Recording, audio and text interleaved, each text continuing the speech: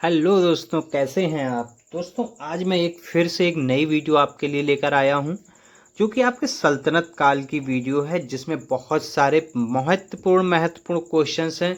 अगर आप किसी भी एग्जाम्स की तैयारी कर रहे हैं तो उसके लिए ये क्वेश्चन बहुत ही महत्वपूर्ण है। दोस्तों, मैं बता दूं, ये सल्तनत काल का पार्ट 1 है, क्योंकि इसमें क्वेश्चन बहुत ज़्यादा हैं। तो इस वीडियो में मैंने 30 क्वेश्चंस आपके लिए रखे हैं।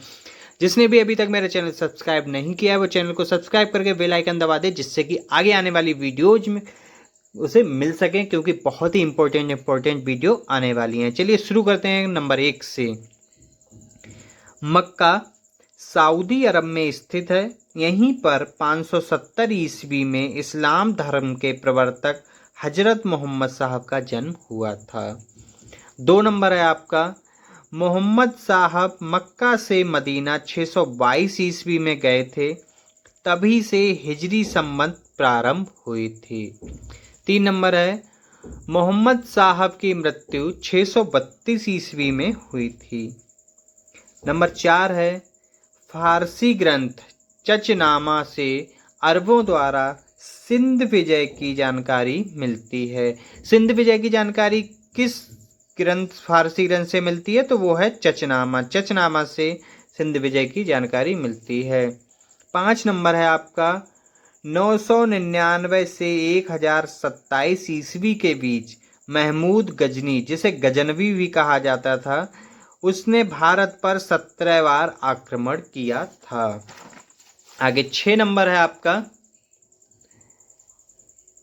महमूद गजनवी के इतिहासकार दरबारी उत्वी ने किताब उल यामिनी, या जिसे तारीख यामिनी भी कहते हैं, नामक ग्रंथ की रचना की। 7 नंबर है आपका, पुराणों का अध्ययन करने वाला प्रथम मुसलमान अल बरूनी था। इन्होंने अरबी भाषा में तहकीक के हिंद की रचना की थी।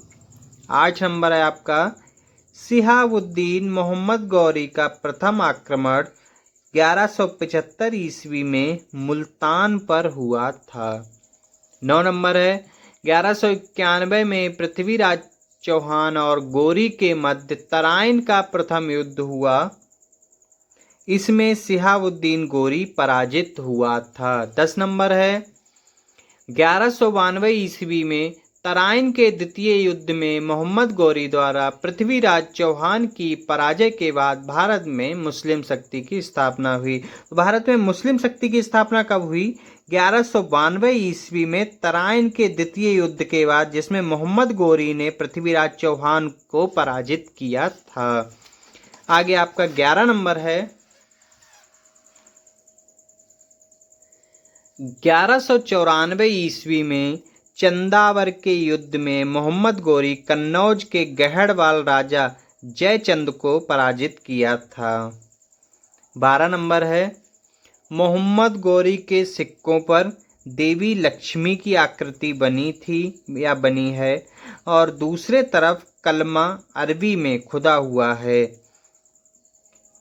13 नंबर है, 1206 से 1290 ईस्वी तक दिल्ली के सुल्तान गुलाम वंश के सुल्तानों के नाम से विख्यात थे। यानी कि 1206 से 1290 ईस्वी तक जो दिल्ली के सुल्तान रहे हैं वो गुलाम वंश के सुल्तान रहे हैं। 14 नंबर है आपका, भारत में गुलाम वंश का प्रथम शासक कुतुबुद्दीन ऐबक था, जो कि 1206 से 10 ईस्वी यानी 1210 ईस्वी तक रहा था। 15 नंबर है, ऐबक ने यानी कुतुबुद्दीन ऐबक ने कभी भी सुल्तान की उपाधि धारण नहीं की। उसने अपने आप को केवल मलिक या सिपह सलार की पदवियों से ही संतुष्ट रखा।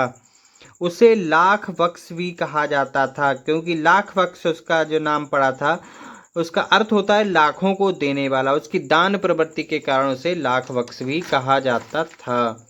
आगे 16 नंबर है आपका, सुल्तान कुतुबुद्दीन ऐबक की मृत्यु चौगान के खेल, जो कि आधुनिक पोलो की तरह होता है, उसमें घोड़े से गिरने के दौरान 1210 ईस्वी में हुई थी।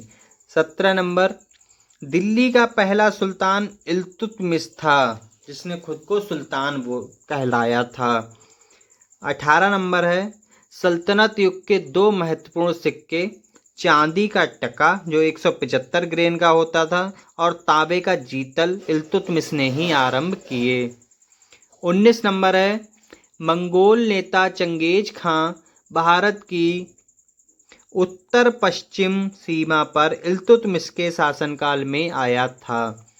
20 नंबर है, मध्यकालीन भारत की प्रथम महिला शासिका रजिया सुल्तान थीं, जो कि 1236 से 1240 ईस्वी तक शासन पर रही थीं। 21 नंबर है, सुल्तान बलबन का पूरा नाम गयासुद्दीन बलबन था। उसे उलूग खां की उपाधि से और नायब ममलिकात का पद प्राप्त था। आगे 22 नंबर है,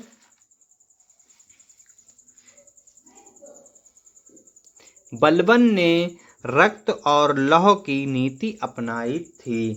23 नंबर है, बलबन ने सिजदा जो कि लेट कर अभिवादन करना और पावोस जो कि सुल्तान के चरणों को चूमना की रीतियां आरंभ की।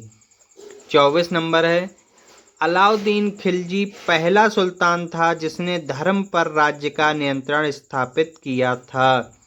25 नंबर है, अलाउद्दीन खिलजी ने सिकंदर द्वितीय सानी की उपाधि धारण की और उसे अपने सिक्कों पर अंकित करवाया। सिकंदर द्वितीय सानी की उपाधि किसने धारण की? तो वो है अलाउद्दीन खिलजी। 26 नंबर है, पद्मिनी राणा रतन सिंह की पत्नी थीं। इनकी कहानी का आधार 1540 ईस्वी में मलिक मोहम्मद जायसी द्वारा लिखित काव्य पुस्तक पद्मावत में है। 27 नंबर आपका है,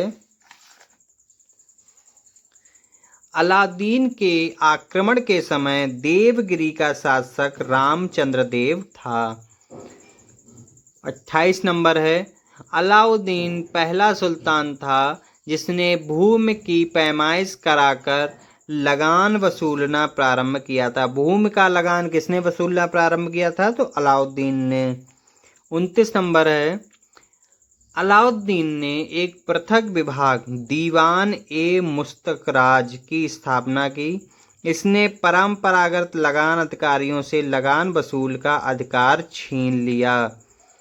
30 नंबर है, अलाउद्दीन ने उपज का 50% भूमि कर खराज निश्चित की। इसने 2 नए करों को आरंभ किया, एक घरी कर जो कि घरों एवं झोपड़ियों पर था, दूसरा चराई कर जो कि दुधारू पशुओं पर लगाया जाता था।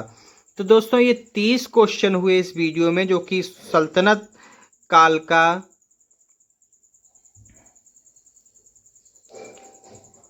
का पार्ट 1 था।